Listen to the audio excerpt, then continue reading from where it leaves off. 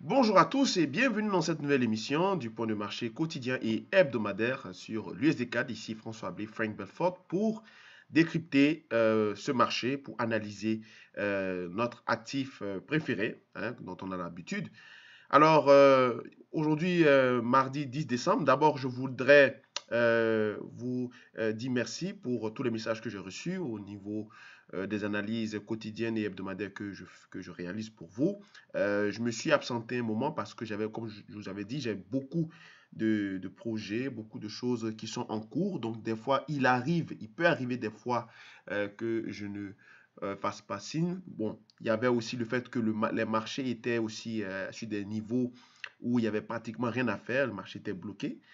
Et j'avais été aussi un peu souffrant ces derniers temps. Voilà. Donc, je tenais à faire un peu le point de mon absence. Alors, au retour donc de cette pause de mon côté, nous avons vu que au moment avant que je vous laisse, on était sur ce seuil-là. On était au niveau de 1,32 à peu près 800, 1,32 700 à peu près. Et il fallait casser ce range, d'accord? Il fallait casser ce range de sommet. Ce petit range de sommet qui, issu donc de cette progression acheteuse qui a eu lieu là. Le marché était supposé casser, clôturer en dessous de 1,31 930, si vous vous rappelez, avec la moyenne mobile bleue. Je vais la mettre ici, juste pour faire rafraîchir la mémoire. Donc, vous voyez que c'est ici qu'on était. On était supposé passer à travers pour aboutir à cette accélération baissière. Cela n'a pas été fait. Le marché a clôturé. On a eu une impulsion. On a rangé ici.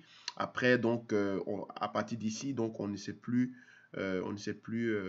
entendu et j'avais pas enregistré de vidéo, donc le marché était bloqué là. Il fallait simplement attendre que l'on casse soit se range ici pour aller chercher les sommets, ou alors qu'il échoue et qu'il revienne sur ses niveaux. Et bien, c'est ce qui s'est passé.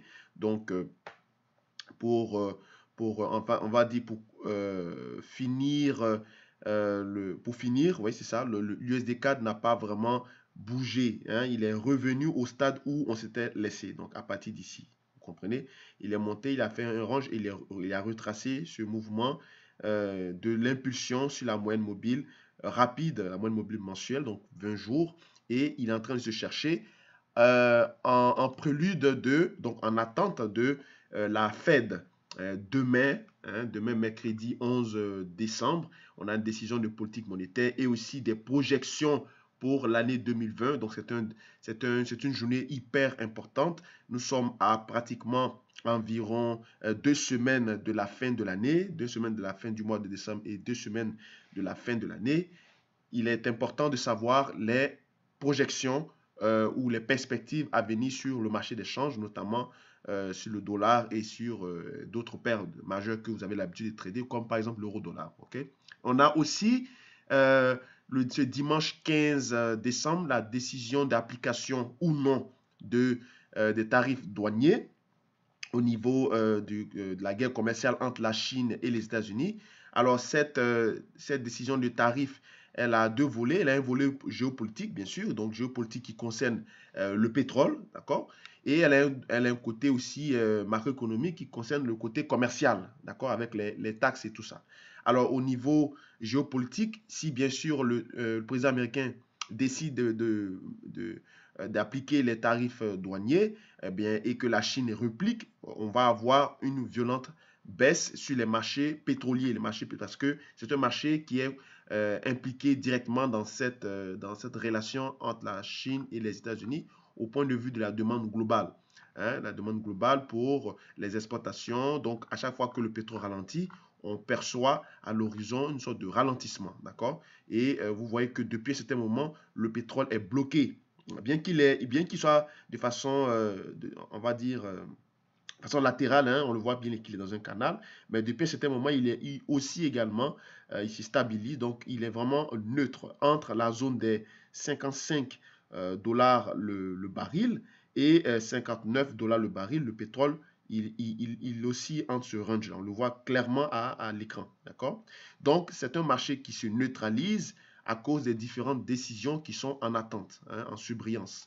Donc, ce qui veut dire que l'USD CAD aussi par définition, sera aussi neutre et attendra des catalyseurs, comme par exemple demain et après la BCE le jeudi. Et ça implique, on va dire indirectement, le dollar. Donc, on peut avoir des soubresauts ici, à ce seuil-là. De toutes les façons, vous, au niveau de l'USD-CAD, il n'y a pratiquement rien à faire pour l'instant. C'est un range. Hein, c'est un range. Le range qu'on retrouve sur le pétrole, le range qu'on retrouve sur le dollar, c'est le même range qu'on retrouve ici aussi sur l'USD-CAD. On va voir celui du dollar tout à l'heure. Mais en gros, c'est ça ici. D'accord? C'est ce range-là. Et on attend justement que l'on passe au-dessus de ce range, soit par le haut, soit par le bas. Si l'on passe par le haut, cela va invalider drastiquement tous les espoirs, on va dire, baissiers qu'on a eu, parce que vous voyez que à long terme, à moyen terme, pardon, l'USD-CAD était baissier. On était sorti d'un canal, de ce canal-là, voilà, de ce canal euh, ascendant, on l'a cassé, on a fait un pullback, un long pullback, on a rangé pas mal sur les sommets du bas de ce canal, et du coup, on ne le quitte plus. On ne fait que osciller, d'accord? Donc, si on casse ce canal par le bas, ce mini-canal, ce mini-range, voilà, de très courte durée, en fait, c'est un range trimestriel. On va bien sûr accélérer et valider cette cassure de ce canal intermédiaire qui a duré depuis pratiquement 2 ans et demi, 3 ans, d'accord? Donc, depuis mi-2017, vous comprenez? Par contre, si on ne le casse pas et qu'on recasse par le haut, on ne casse pas par le bas, mais on recasse par le haut, on va réinvalider et peut-être aller chercher à tester les sommets, soit de 1,36 450 et plus tard celui de 1,37 et quelques. D'accord? Donc pour le moment, on est dans un statu quo. Le marché attend vraiment des catalyseurs, des fortes réactions. C'est le même constat aussi sur le dollar, comme j'avais dit, vous allez voir. Voilà, vous voyez qu'on retrouve toujours cette structure de range, d'accord, d'aller-retour permanent, avec un seuil moyen de 97,83 qui est ici. Oui, on est en dessous, donc on peut dire légèrement, c'est pricé baissier, mais il ne faut jamais donc sous-estimer la puissance du dollar. Il peut toujours se raffermir et retrouver les sommets, d'autant plus que le biais au niveau de la zone euro s'avère un biais baissier, d'accord? Donc si l'euro baisse, par effet arithmétique, mécanique, au niveau de la pondération des changes, on peut revoir le dollar se ressaisir. D'accord? Et également, c'est le même constat similairement au niveau du CXY, donc le dollar canadien par rapport à d'autres paniers de devises, donc l'indice du dollar canadien. On retrouve également la même structure de range, d'accord? Et de latéralisation. Voilà. Donc, pour l'instant, rien à signaler. Au niveau de l'USD-CAD, on attend simplement demain, à partir de demain, pour avoir les premiers mouvements. C'est vrai que le biais peut paraître légèrement baissier. Voilà, le biais peut paraître légèrement baissier, mais on ne sait jamais. Après, vous voyez bien qu'en mensuel, c'est ça. C'est un range, un grand range, à peu près de 6 mois. Ouais, donc, ouais, c'est ça. C'est un range de moitié voilà, de semestre, un range semestriel. On voit qu'on ne bouge pas pratiquement, on n'a rien fait du tout pendant 6 mois depuis juillet jusqu'à cette fin de l'année et le marché ne fait que osciller entre. Donc, on attend simplement les projections de la Fed, la décision de la Fed. Moi, mon sentiment à ce sujet, je me dis que la Fed va opter pour une pause, d'accord, ne va pas toucher les taux d'intérêt au vu de l'amélioration des chiffres clés macroéconomiques, notamment le secteur de l'emploi, le PMI, la courbe des taux de rendement obligataire qui est flat, hein, ce qu'on appelle le flattening yield curve.